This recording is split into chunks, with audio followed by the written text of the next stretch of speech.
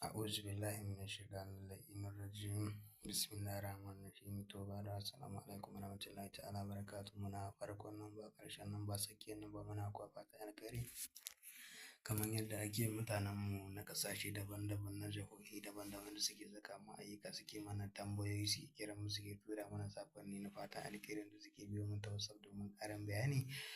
insha Allah muna kuwa fata alkhairi kamar yadda muka saba shigo muku da manya-manyan asirai a cikin wannan gida na mai albarka wato Dan Malam TV insha Allah kamar yadda muka saba shigo muku da manya-manyan asirai yau ma gashi muna dauke da asirin tasarifin kuɗi yankan shakku nan take yankan wuka nan take magana ta ƙare in dai kayi aikin tasarifin nan